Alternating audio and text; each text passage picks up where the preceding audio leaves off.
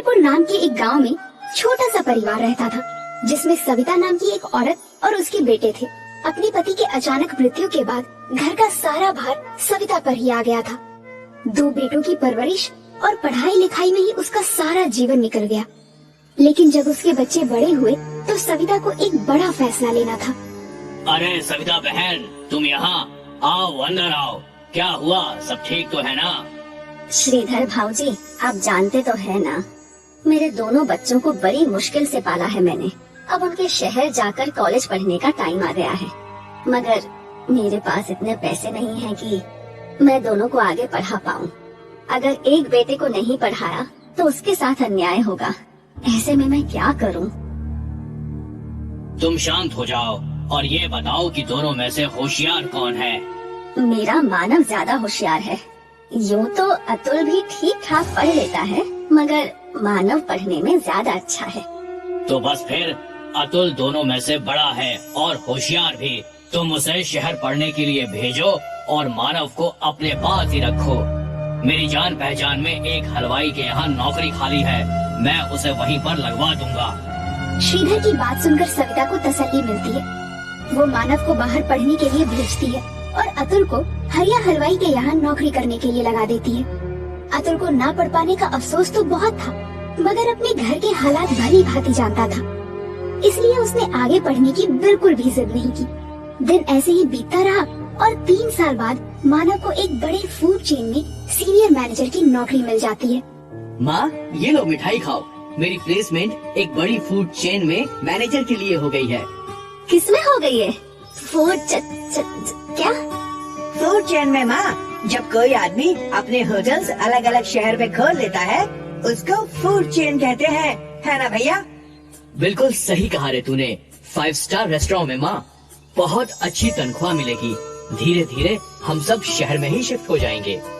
थोड़े महीनों में मानव का प्रमोशन जूनियर से सीनियर लेवल पर हो जाता है और वो अतुल और सविता को शहर ले जाता है। माँ, कल मेरे बॉस डिनर के लिए आ रहे हैं। जब मैंने उन्हें बताया कि मैं अपने पूरे परिवार को यहाँ ले आया हूँ तो वो बहुत खुश हुए। अरे वाह, तो बुला ले उन्हें, आखिर हम भी तो मिले तेरे बॉस को। मगर माँ, तुम तो बीमार रहती हो, तो फिर खाना कौन बनाएगा? तुम चिंता मत करो भैया, जब तुम पढ़ रहे थे मैंने हरिया हलवाई के नीचे बहुत काम सीख लिया है। तुम देखना, ऐसे खाना बनाऊंगा कि खाने के साथ उंगलियां भी चट कर जाएंगे। मगर एक बात का ध्यान रखना अतुल, बॉस 5 स्टार रेस्टोरेंट के मालिक हैं, खाना उसी के हिसाब से होना चाहिए। आप ये सब बातों की जरा भी टेंशन ना लो भैया, बस काम पे ध्यान दो। देखना, खाना खाते ही आपकी डबल प्रमोशन पक्की। कहते ही सब खिलखिला उठे। अगले दिन अतुल खूब मन लगाकर बहुत सारे स्वादिष्ट व्यंजन बनाता है। भैया, लगता है आपके बॉस आ गए हैं, मैं दरवाजा खोलता हूँ। नहीं नहीं अतुल, तू रहने दे। बॉस क्या सोचेंगे कि कैसे कपड़े पहने हैं इसके भाई ने। मैं खोलता हूँ दरवाजा। और सुन, तू अंदर ही रहना, ज्यादा बाहर निकलने की जरूरत नहीं है। अतुल ये सुनकर बहुत उदास हो जाता है और बिना कुछ कहे अंदर जाकर डाइनिंग टेबल सजाने लगता है। आइए सर, आइए। खमा खड़ी अतुल, घड़ी का मत सर, प्लीज बैठिए। वाह अतुल, थारा घर तो घना फूटरा से। थारा अम्मा और भाई कहाँ से? मैं अभी मिलवाता हूँ सर। माँ, ओ माँ, बॉस आए हैं। नमस्ते भाई साहब, कैसे हैं आप? यहाँ मानव, उसकी माँ और उसके बॉस एक दूसरे से बातें कर रहे थे और वहाँ अतुल खाने की तैयारी में लगा था। थोड़ी देर बाद वो सब डाइनिंग टेबल पर डिनर करने आए। टेबल को सजा हुआ देखकर अतुल का बॉस बहुत खुश होता है। एक साइड फोर्क, दूसरी साइड नाइफ और स्पून, टिश्यू, टेबल क्लॉथ, सब कुछ एकदम परफेक्ट था। I hope you like the food sir. It's amazing. किसने बनाया है? वो जी, मेरे छोटे बेटे ने, अतुल। अरे मानव, अतुल घर पे ही है? अब तक तूने मुझे मिलवाया नहीं उससे। वो सर, वो खाना बनाने में बिजी था ना, इसलिए। अतुल, अतुल बेटा, इधर तो आ जरा। अतुल हिचकिचाता हुआ बाहर आता है। वाह बेटा, खूब चोखा खाना बनाया है थाने तो। कहीं से कुकिंग का कोर्स किया है क्या? नहीं सर, ये तो हमारे गांव में एक छोटे हलवाई के यहाँ नौकर था, इसलिए थोड़ा बहुत बना लेता है। अपने भाई के मुंह से ये सुनकर अतुल फिर से दुखी हो जाता है। और खाना खाने के लिए बैठ जाता है। जाने से पहले अतुल के बॉस मानव को एक ऑफर देते हैं। खाना खा के मजा आ गया। ना ही सिर्फ खाना मगर टेबल एटिकेट्स का भी पूरा ख्याल रखा था अतुल ने। सुनीता जी, अगर आप बुरा ना माने तो एक बात कहना चाहूँगा। आपका बेटा बहुत टैलेंटेड है। हमें एक नए शेफ की जरूरत है। तो क्या अतुल वहाँ हेड शेफ की नौकरी करना पसंद करेगा? मगर सर, अतुल ने कोई फॉर्मल डिग्री नहीं ली है इसमें तो। ये तो ऐसे ही बस थोड़ा बहुत कर लेता है।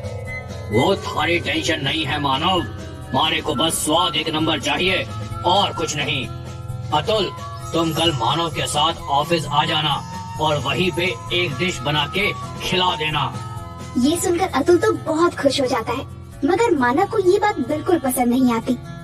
अगले दिन अतुल वहाँ पहुँचकर अपनी डिश बनाने लगता है। ये लीजिए सर, दाल बाटी चूरमा विद एन इटालियन ट्विस्ट। वाह वाह, खूब, बहुत बढ़िया डिश है।